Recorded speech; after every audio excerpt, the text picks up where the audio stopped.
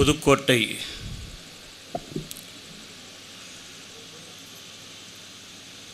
கம்பன் கழகத்தின்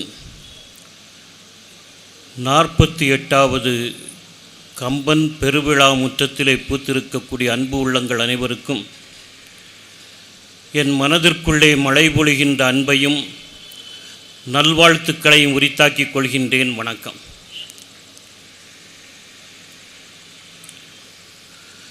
துருக்கனுக்கு ராமன் துணை.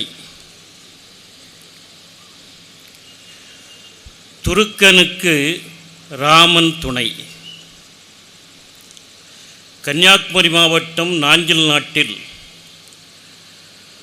கோட்டார்பதியிலே வாழ்ந்த மாபெரும் வித்தகர் சதாவதானி சேக்குத்தம்பி பாவலர் 100 அவதானங்களை தமிழகத்திலே செய்த மகத்தான ஆற்றல் மிக்கவர். வள்ளல் ராமலிங்க சுவாமிகளுடைய அருட்பாக்களிலே குறைபாடுகளை கண்டுபிடித்து அவை ஆபாச தருப்பணம் என்று வாதிட்டு அருட்பாக்கள் அல்ல மருட்பாக்கள் என்று தமிழகத்திலே ஒரு மாபெரும் எழுச்சியை அன்றைக்கு சில கூட்டங்கள் நடத்தி கொண்டிருந்த பொழுது, ஆபாச தருப்பணமா?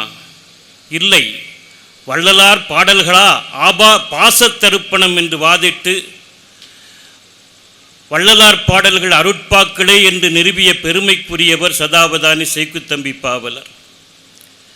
சென்னை விக்டோரியா பப்ளிக் மஹாலிலே அவர் சதாவதான நிகழ்ச்சியை நடத்தி கொண்டிருக்கிற பொழுது 100 அவதானங்களை ஒரே நேரத்தில் நடத்தி கொண்டிருப்பார்.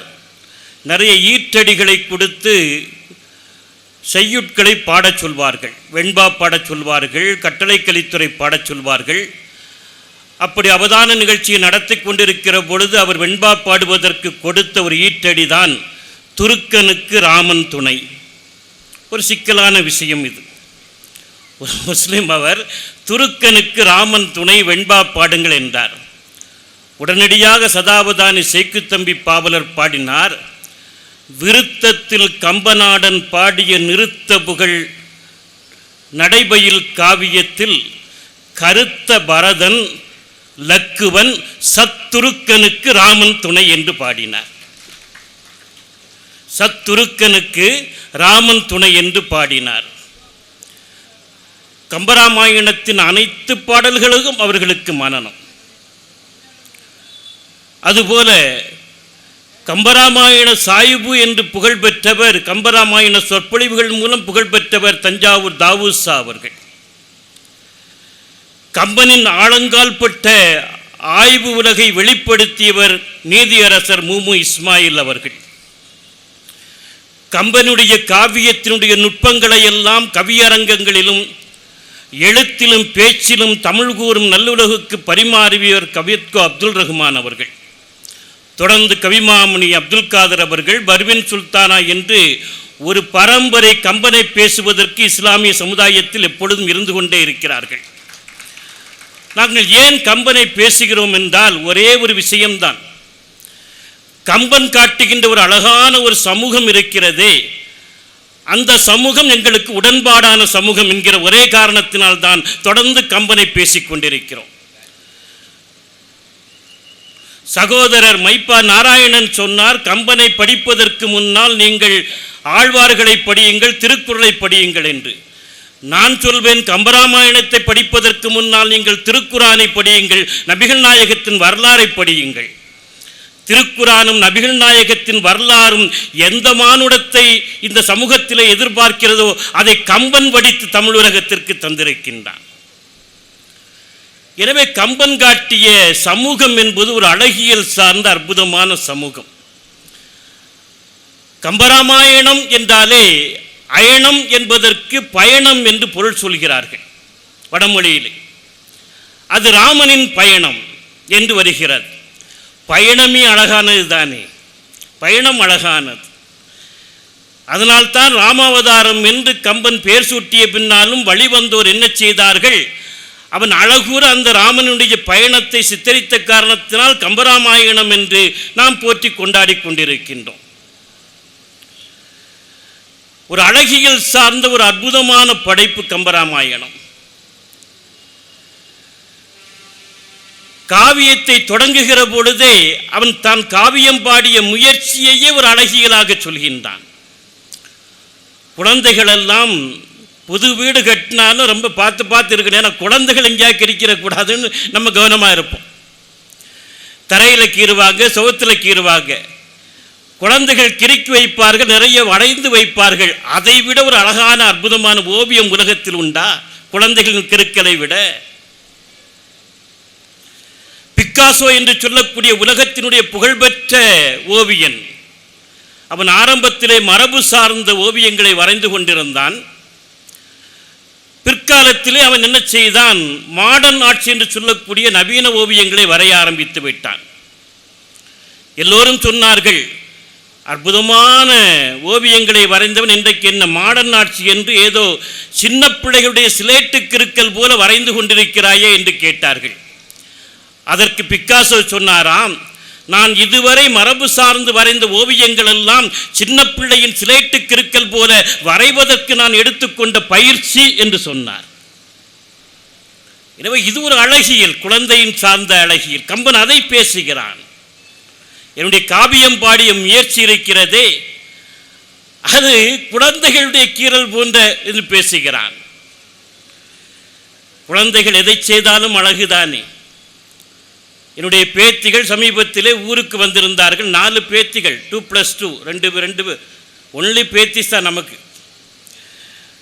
கன்னியாகுமரிக்கு அழைச்சிட்டு போயிருந்தேன். கடலில் 1 மணி நேரம் கிடந்து அப்படி மறிஞ்சாங்க. மூத்த பேத்திக்கு 5 வயசு ஆகுது.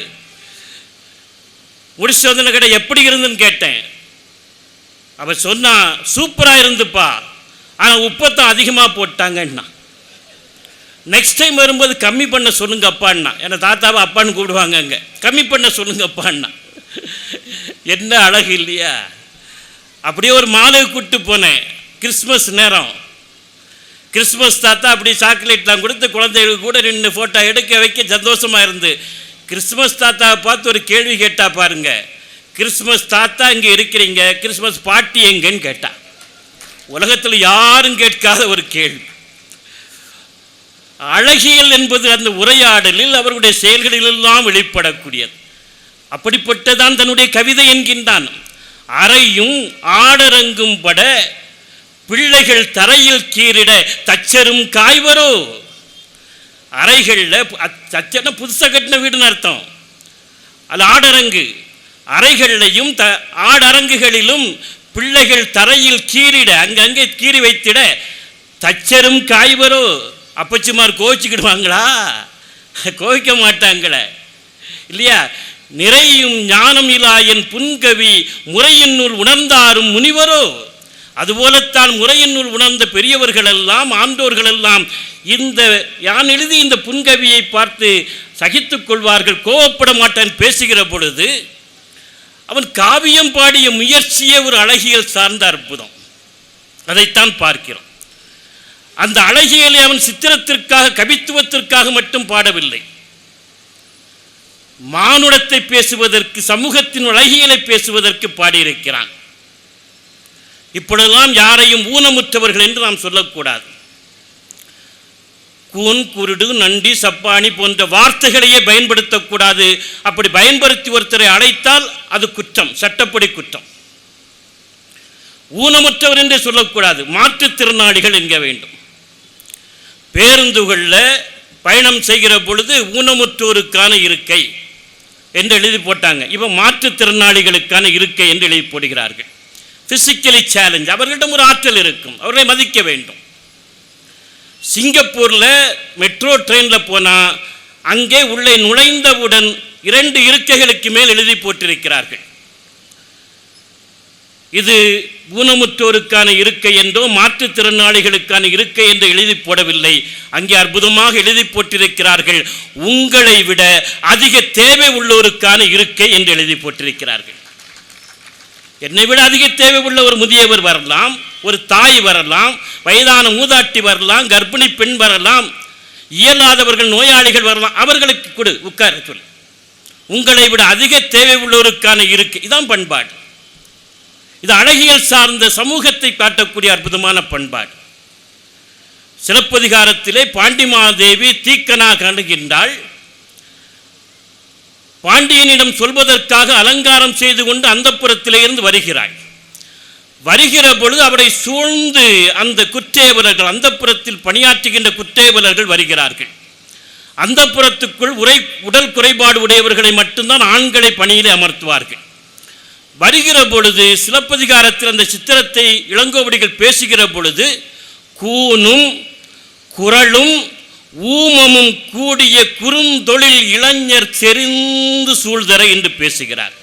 கூனு குரலன் குள்ளர்கள், ஊமமும் கூடிய குறுந்தொழில் இளைஞர்கள் செறிந்து சூழ்தர என்று பேசுகிறார். நேரடியாகவே அந்த ஊனத்தினுடைய சொற்களை பயன்படுத்துகிறார். அது ஒன்று ஆச்சரியம். ஏன்னா அதிகார வர்க்கத்தில் அப்படித்தான் பயன்படுத்துவார்கள். ஆனால் மணிமேகலைக்கு வந்தால் மணிமேகலை மண்தினி ஞாலத்து வாழ்வோர்க்கெல்லாம் உண்டி கொடுத்தோர் உயிர் கொடுத்தோர் என்று பௌத்த சமயத்தினுடைய சமயப்பணியே மக்கட்பணிதான் என்று ஆற்றுவதற்காக வீதிக்கு வந்தவள். கையிலே அமுத சுரபி அட்சய பாத்திரம். அவள் எல்லோரையும் அழைக்க வேண்டும். எப்படி அழைக்கிறாள்? ஊனத்தினுடைய சொற்களை சொல்லி அழைத்தாளா? இல்லை. அதான் பண்பாட்டை மணிமேகலை ஆசை சாத்தனார் காட்டுகிறார். அழைத்தாள்.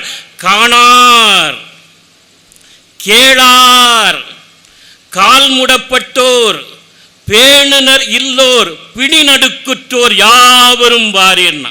இந்த மாற்று சொல்லாடல் இருக்கிறத ஒரு அற்புதம். காணார், கேளார், கால் முடப்பட்டோர், பிணி நடுக்குற்றோர், பேணன் யாவரும் வாரீர் என்று பேசுகிற பொழுதுதான் ஒரு சமூகத்தினுடைய கவித்துவ வெளிப்பாடு சமூகம் சார்ந்து வெளிப்படுகிற பொழுது இந்த பண்பாட்டு சீரோடு தான் வெளிப்பட வேண்டும். எல்லாவற்றுக்கும் மேலாக இந்த மாற்றுத்திறனாளிகளை உச்சத்தில் வைத்து கொண்டாடியவன் கம்பன். அந்தி மாலை நேரம், குளிர்ந்த தென்றல் காற்று அப்படியே வீசி வருகிறது. இந்த சித்திரத்தை கம்பன் பாட வேண்டும். எப்படி பாடுகிறான்? குளிர்ந்த தென்றல் காற்று என்ன செய்கிறதாம்? அந்தி மாலை நேரத்தில் அப்படி வருகிறதாம். எப்படி வருகிறதாம்? ஒரு அந்தகன், கண் பார்வையற்றவன் இன்னொருவருடைய கையை பிடித்து கொண்டு நடப்பது போல தென்றல் காற்று அந்தி மாலையின் கையை பிடித்து கொண்டு தவழ்ந்து வந்தது என்று பாடுகின்றான். கற்பக காவி நின்று அந்தன் வந்தன அந்திதன் கைதர மந்த மந்த மணத்தது வாடையே என்று பேசுகிறான். என்ன அற்புதம்! தமிழறிஞர்களுக்கு ஐயா சந்திரசேகர் போன்ற ஐயர்களுக்கெல்லாம் தெரியும். உயர்ந்த விற்றை தான் ஓமையாக பயன்படுத்த வேண்டும்.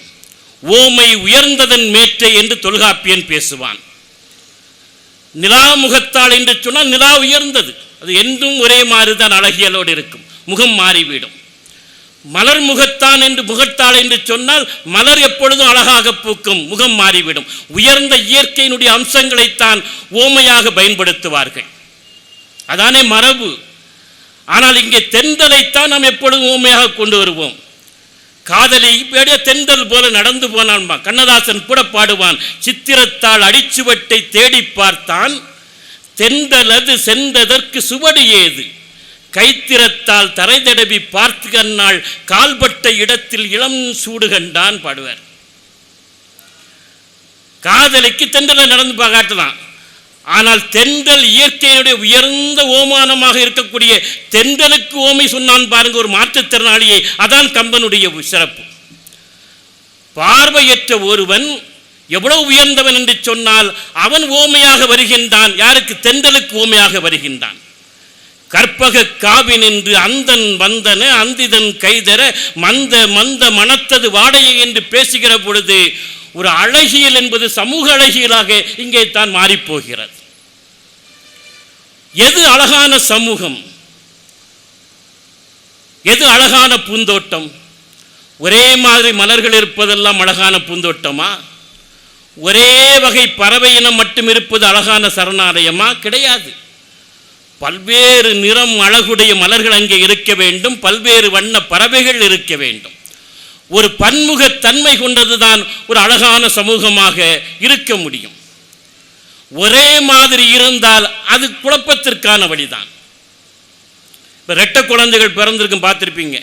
அதுவும் பொம்பளை பிள்ளைகள்னு சொன்னால் ஒரே மாதிரி ட்ரெஸ் கொடுத்து, ஒரே மாதிரி வகுடெடுத்து, ஒரே மாதிரி பூ வச்சு விட்டுருவாங்க. நமக்கு அப்படி நடந்து வந்தால் எது ராகினி, ஒரே மாதிரி ஒரு எழுத்து வித்தியாசத்தில் பேர் வர வச்சுருவாங்க. எது ராகினி எது ரோஹிணின்னு தெரியாது. நமக்கே இந்த குழப்பம்னா நாளைக்கு கல்யாணம் அவனு என்ன பாடுபடுவானுங்க. ஒரே மாதிரி இருந்தால் குழப்பம்தான்.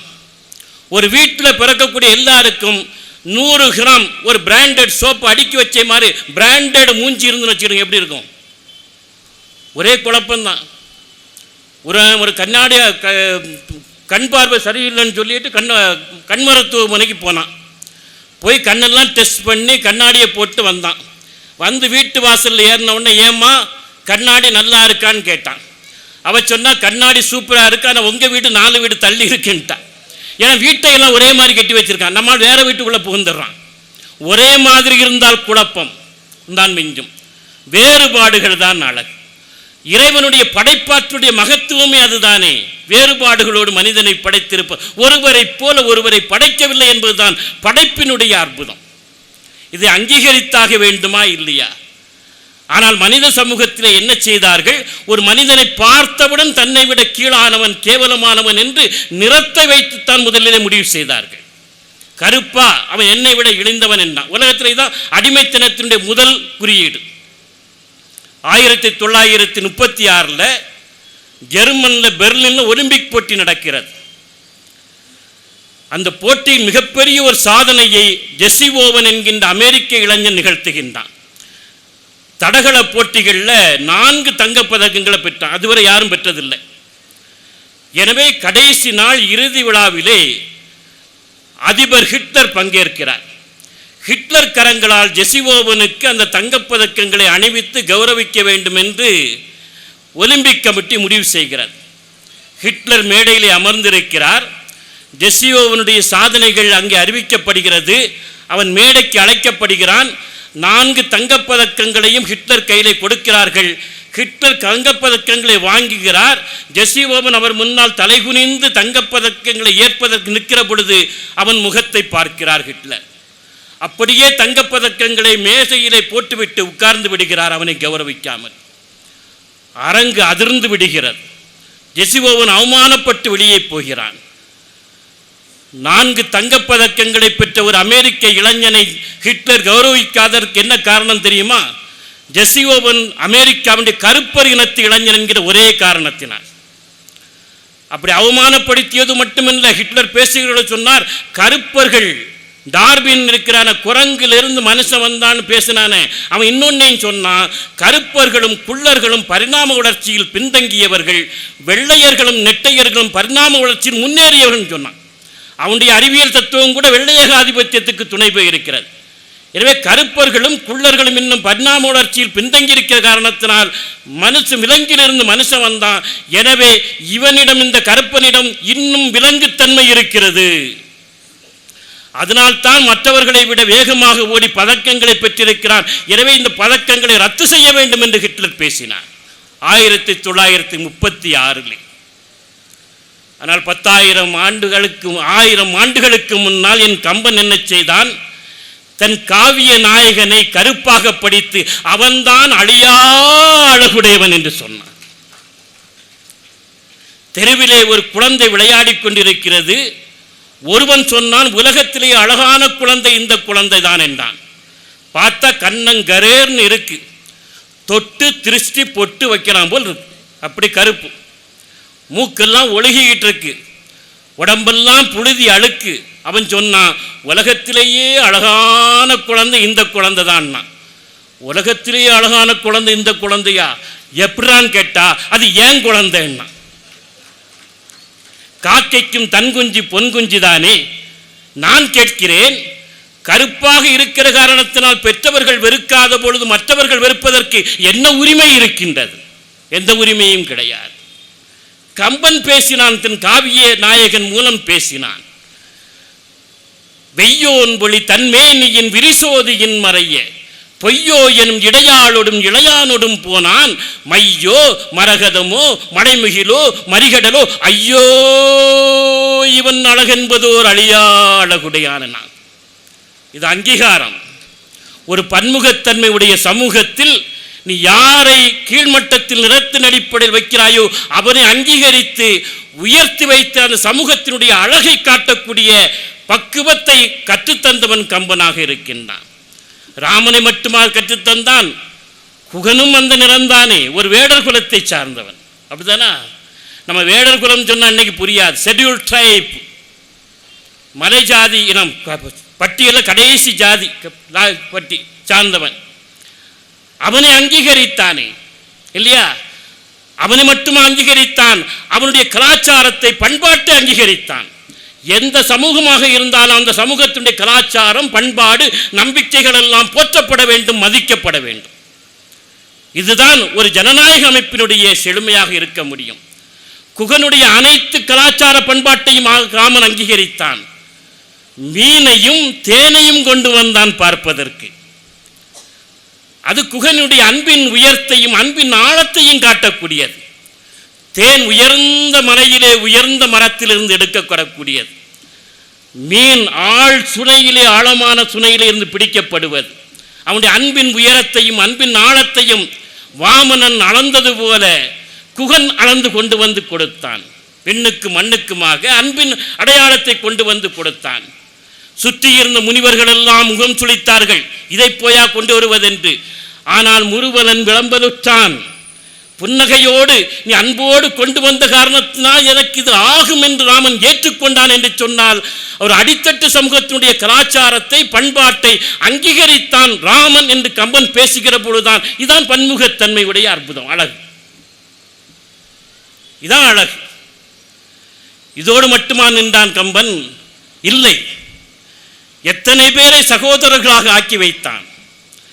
குகனை, குரங்கு குலத்தை சார்ந்த சுக்ரீவனை, வேடர் குலத்தை சார்ந்த குகனை, குரங்கு குலத்தை சார்ந்த சுக்ரீவனை, அரக்கர் குலத்தை சார்ந்த வீடனனை எல்லாம் சகோதரனாக அங்கீகரிக்கிற பொழுது இந்த சகோதரத்துவத்துக்குள்ளே ஒரு பன்முகத்தன்மை சார்ந்த ஒரு அங்கீகாரத்தை கம்பன் செழுமையாக காட்டினான். குகனடும் ஐவரானோம், பின்பு குன்று சூழ்வான் மகனடும் அறுவரானோம், அன்பின் வந்த அகனமர் காதல் ஐய நின்னொடும் எழுவரானோம் என்று வீடனன் வந்த பொழுது அந்த சகோதரத்துவத்தின் மேம்பாட்டை கம்பன் அங்கே பாடினான் இல்லையா? நாங்கள் ஏற்கனவே அண்ணன் தம்பி 4 பேர். குகனடும் ஐவரானோம், சுக்ரீவன் வந்தான் குன்று சூழ்வான் அவனோடும் அறுவரானோம், இப்போ வீவிடனா நீ வந்திருக்க எழுவரானோம் என்று சொன்னான். அந்த ராமன் இன்றைக்கு இருந்திருந்தால் குகனை, சுக்ரீவனை, வீடனனை சகோதரனாக ஏற்றுக்கொண்ட ராமன் இந்த அப்துல் சமதையும் சகோதரனாக ஏற்றுக்கொண்டிருப்பான். அதை பார்த்து கம்பன் கூட இப்படி பாடியிருப்பான். குகனொடும் ஐவரானோம், பின்பு குன்று சூழ்வான் மகனொடும் அறுவரானோம், அன்பின் வந்த வீடனடும் எழுவரானோம், பாசத்தின் முறைவிட அப்துல் சமதோடும் எண்மரானோம் என்று கம்பன் கூட பாடியிருப்பான். இதான யதார்த்தம். இந்த யதார்த்தத்தை மறந்துவிட்டு ஒரு வாழ்க்கை தமிழகத்தில் உண்டா? கம்பனுடைய பிறந்த பூமியிலே உண்டா என்பதுதான் என்னுடைய கேள்வியாக இருக்கிறது. எல்லாவற்றுக்கும் மேலாக அவன் ஒன்றை செய்தான். இந்த பன்முகத்தன்மையுடைய கூட்டாகத்தான் ஒருவன் ஆட்சி செய்ய வேண்டும், இவருடைய ஒட்டுமொத்த பிரதிநிதியாகத்தான் ஒருவன் ஆட்சி செய்ய வேண்டும் என்று சொன்னான். அதனால் தான் ராமன் மீண்டு வந்து பட்டாபிஷேகம் ஏற்கிற பொழுது அந்த காட்சியை கம்பன் சித்தரிக்கிறான். ஒரு கூட்டணியின் பிரதிநிதியாக அவன் அரியணை ஏறுகின்றான். அரியணை அனுமன் தாங்க, தொண்டர்கள் தான் தாங்கணும். அரியணை அனுமன் தாங்க, அங்கதன் உடைவாள் ஏந்த, பரதன் வெண்குடை கவிக்க, இருவரும் கவரி பற்ற, விரைசெறி குடலி ஓங்க, வெண்ணையூர் சடையநல்லூர் குலத்திலுள்ளோர் கொடுக்க வாங்கி வசிட்டனே புனைந்தான் மௌலினார். இதுதான் ஒரு ஜனநாயகத்தினுடைய பன்முகத்தன்மை வெளிப்பாடான அற்புதமான ஒரு விஷயம். அது எனக்கு என்ன சிறப்பாக பிடித்த விஷயம்னா, வெண்ணையூர் சடையநல்லூர் குலத்திலுள்ளோர் கொடுக்க வாங்கி வசிட்டனே புனைந்தான் மௌலி என்று சொல்வதுதான் அற்புதம். கம்பனை ஆதரித்த வள்ளல் வெண்ணையூர் சடையப்ப வள்ளல். அந்த வள்ளல் யார் என்று சொன்னால், தாளாற்றி தந்த பொருளெல்லாம் தக்கார்க்கு வேளாண்மை செய்தல் பொருட்டு என்று வேளாண்மை குடியை சார்ந்தவர். நீ யாரை படைப்பிலே காலிலே போட்டு மிதித்தாயோ, காலிலிருந்து பிறந்தவன் என்று சொன்னாயோ, அவனை என் பாட்டன் வள்ளுவன் சொன்னான், உழன்றும் உழவே தலை, அவன்தான் தலை என்று பேசினான். அந்த உழவனை தலையில் தூக்கி வைத்துக் கொண்டு சடையப்ப வள்ளனுடைய மூத்த குடியை சார்ந்த வேளாண் குடியை, விவசாய குடியை சார்ந்த ஒருவன் எடுத்து கொடுக்க வசிஷ்டமா முனிவர் வாங்கி சூடினார் என்று பேசுகிற பொழுதுதான் இங்கே நாம் எந்த சமூகத்தை அங்கீகரிக்க வேண்டும் என்று கம்பன் பேசுகிறான் என்பதை பார்க்க வேண்டும். ஒரு அழகான சமூகத்தை அவன் கட்டமைத்து காட்டுகிறான், அதை வெளிப்படுத்தி காட்டுகின்றான், அதை ஜனநாயகப்படுத்தி இப்படித்தான் இருக்க வேண்டும் என்று சித்தரித்து காட்டுகின்றான். எல்லாவற்றுக்கும் மேலாக ஒரு செய்தியை சொல்லி நிறைவுக்கு வருகிறேன். எது அழகான சமூகம் என்று சொன்னால், எந்த சமூகத்தில் அமைதி இருக்கிறதோ அந்த சமூகம் அழகான சமூகம். அமைதியான ஒரு வாழ்க்கை சூழல் எந்த சமூகத்தில் இருக்கிறதோ அந்த சமூகம் அழகான சமூகம். அமைதியான வாழ்க்கை சூழல் எங்கே இருக்கும்? பிரச்சனைகள் இருக்கக்கூடாது, பதட்டங்கள் இருக்கக்கூடாது, போர் போன்ற சூழல்கள் இருக்கக்கூடாது, எந்த சிக்கலும் யாரோடும் பகை கொள்ளலன் என்று இந்த அறிவுரை ஏற்ற காரணம். எங்கே பகை இல்லையோ அங்கே போர் இல்லை. கல்லூரி ஒன்றிலே ஒரு கவிதை போட்டிக்கு தலைப்பு கொடுத்திருந்தார்கள், 3ஆம் உலகப் போர் வந்தால் உலகம் எப்படி இருக்கும்? இதான் தலைப்பு.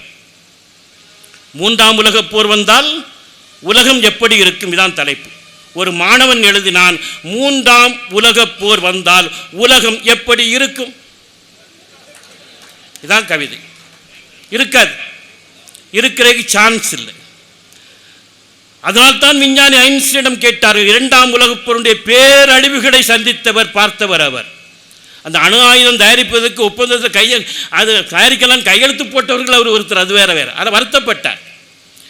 ஜப்பான் கிரோசிமா நாகசாகியில் ஏற்பட்ட அழிவை பார்த்து பின்னால் ஐன்ஸ்டீனிடம் கேட்டார்கள், 2ஆம் உலகப் போருடைய மாபெரும் அழிவுகளை பார்த்தவர் நீங்கள், 3ஆம் உலகப் போர் வந்தால் எந்த ஆயுதங்களை பயன்படுத்துவார்கள் என்று கேட்டார். இப்போ அணு ஆயுதத்தை பயன்படுத்திட்டாங்க.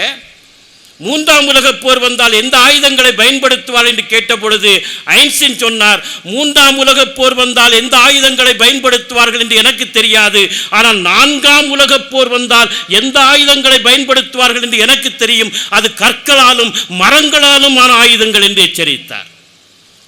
உலகம் பேரழிவை சந்தித்துவிடும், மனிதன் மீண்டும் கற்காலத்திலிருந்து வாழ்வதற்காக கட்டாயம் ஏற்பட்டுவிடும். அதனால்தான் கம்பன் சொன்னான், அறிவுரையாக யாரையும் பகைவனாக கருதார், பகை கொள்ளலன். அதனால்தான் ஆருயிர் தேவியை தூக்கி சென்றவனான ராவணனை கூட அவன் பகைவனாக கருதவில்லை, தவறிழைத்தவனாகத்தான் கருதினான். அதனால்தான் அவனை விட்டுவிடுவதற்கான வாய்ப்பை கொடுத்தான். இலங்கையை முற்றுகையிட்டவுடன் வானரப்படைகள் கோட்டை கதவை உடைத்துக் கொண்டு உள்ளே நுழைவதற்கு முயற்சித்தபோது தடுத்தான். இல்லை, ஒரு தூது அனுப்புவோம், தூது செய்தியாக ஒன்றை சொல்வோம், தேவியை விடுக, இல்லையல் ஆவியை விடுக. அங்கதனை தூது அனுப்பினார்கள், அவன் ஏற்கவில்லை. அதன் பிறகுதான் போர் நடந்தது. ஏன்னா ராவணனை பகைவனாக கருதல்ல, தவறிழைத்திருக்கிறான், திருந்தினா ஒரு எபோட்டு நடித்து மொத்தமாக திரும்பி வந்துடுவோம். இதான் ராமனுடைய எண்ணம். ஏன்னா யாரோடும் பகை கொள்ளலன், இதான் அறிவுரை. முதல் நாள் போரில் ராவணன் எல்லா ஆயுதங்களையும் இழந்து நிற்கிறான்.